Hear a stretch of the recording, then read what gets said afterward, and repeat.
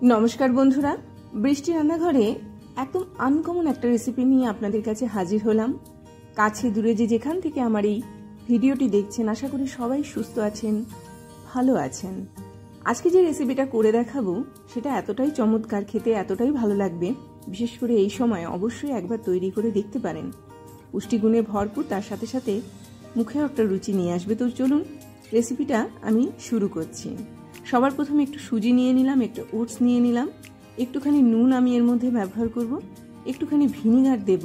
তো এই পুরোটা দেওয়ার পরে এটাকে খুব ভালো করে একটুখানি নাড়াচাড়া করব। টক দই ব্যবহার করতে পারেন, যদি ভিনিগারটা অ্যাড না করেন তাহলে সেই ক্ষেত্রে টক দই ব্যবহার করতে পারেন। আমি টক দই ব্যবহার করিনি, আমি ভিনিগার ব্যবহার করেছি।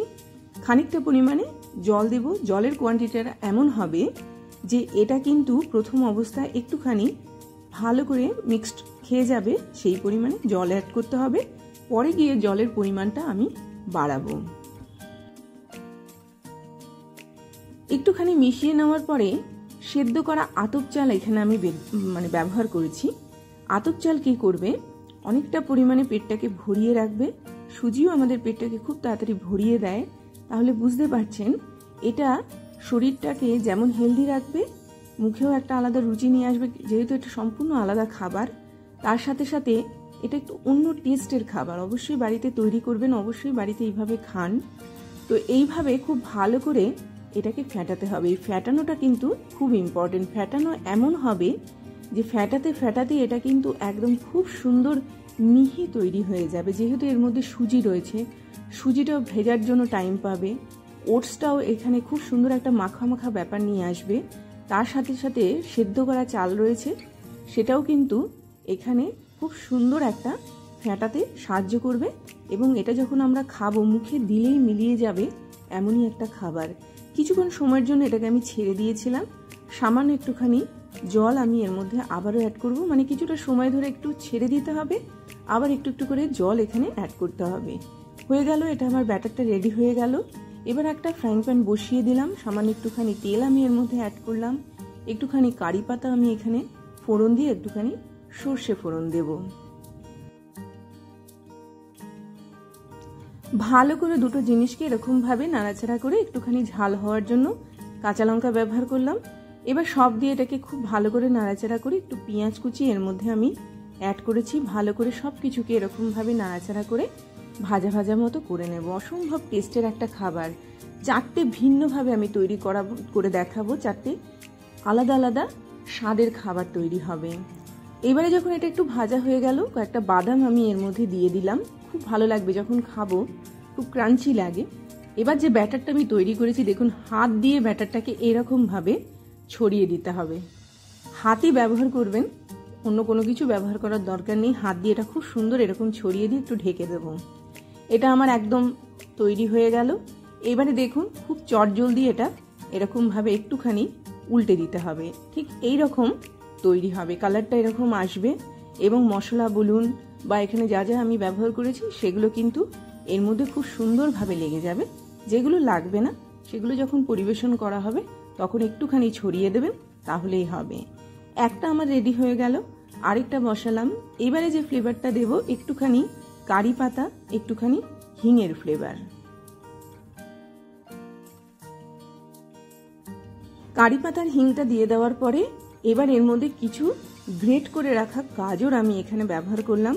গাজরটা দেওয়ার পরে এর মধ্যে একটুখানি নুন দিয়ে দেব, যাতে করে গাজরটা সিদ্ধ হয়ে যায়।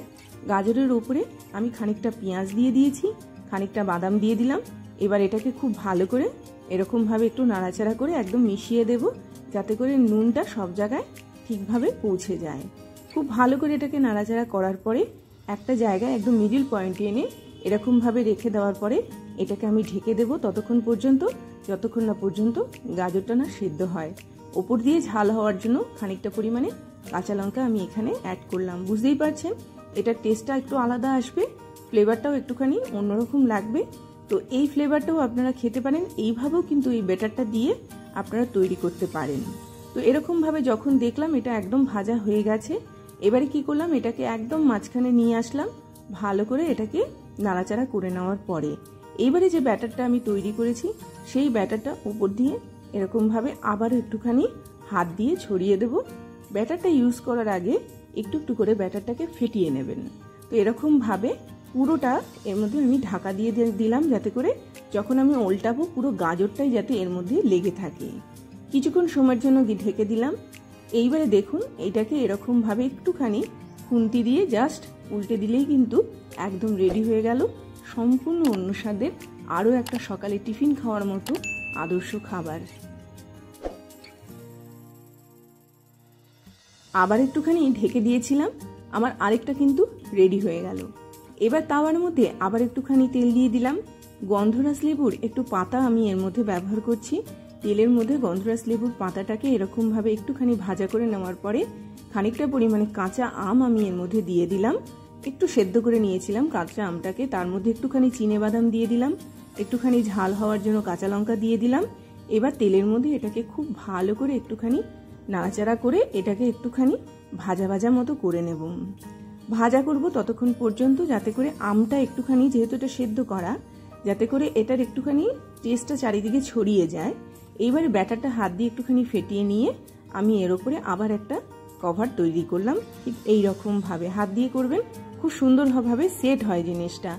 ভালো করে ছড়িয়ে দেওয়ার পরে আবার এটাকে একটুখানি ঢেকে রাখবো ততক্ষণ পর্যন্ত, যতক্ষণ না পর্যন্ত এটা একটুখানি এরকম সেদ্ধ না হয়। উপর দিয়ে দুটো লেবু পাতা আমি দিয়ে দিলাম। আবারও একবার এটাকে উল্টে দিয়ে ঢেকে দেব। খুব অপূর্ব স্বাদ, প্রত্যেকটা আলাদা আলাদা টেস্টের, প্রত্যেকটা আলাদা আলাদা কিন্তু গন্ধের তৈরি হবে।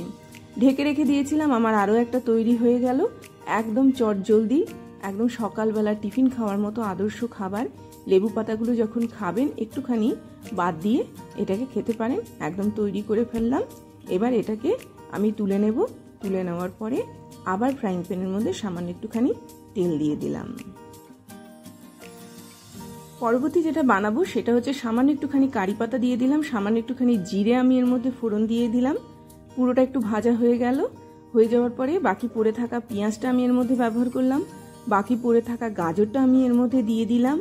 যে আমের সেদ্ধ আমি তৈরি করে রেখে দিয়েছিলাম সেই আমের সেদ্ধর এক টুকরো এর মধ্যে অ্যাড করলাম। মানে যা যা জিনিস পড়েছিল সেটা দিয়ে আমি একটা আলাদা টেস্টে তৈরি করে নিলাম। একটুখানি নুন দিয়ে দিলাম, কাঁচা লঙ্কা অ্যাড করলাম।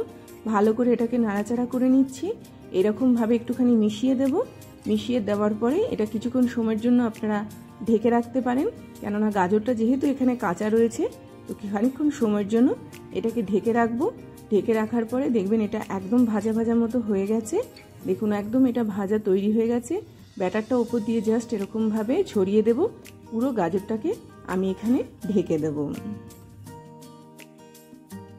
তাহলে বন্ধুরা, বিভিন্ন ধরনের টেস্টেরই কিন্তু এই জিনিসটা তৈরি করা যায়। এতটাই সুস্বাদু একটা খাবার, তার সাথে সাথে সকালবেলা এতটা এনার্জি দেবে, তারও সাথে সাথে শরীরটা অনেকটা পরিমাণে হেলদি থাকবে।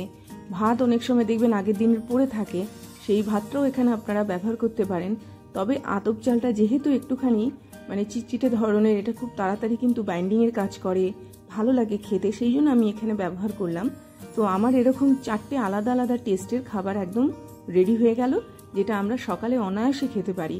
অবশ্যই বাড়িতে এই ধরনের রান্না করুন, অবশ্যই বাড়িতে এই ধরনের খাবারগুলোকে খান, যেগুলো শরীরের জন্য খুব হেলদি। বিশেষ করে এই সময়ে খুব জরুরি এই খাবারগুলো। সবজিও খাওয়া হচ্ছে, তার সাথে সাথে পেটটাও ভরে যাচ্ছে। ওপর দিয়ে একটুখানি টমেটোর কুচি দিয়ে দিলাম, একটুখানি বিট নুন দিয়ে দিলাম, একটুখানি সস দিয়ে দিলাম।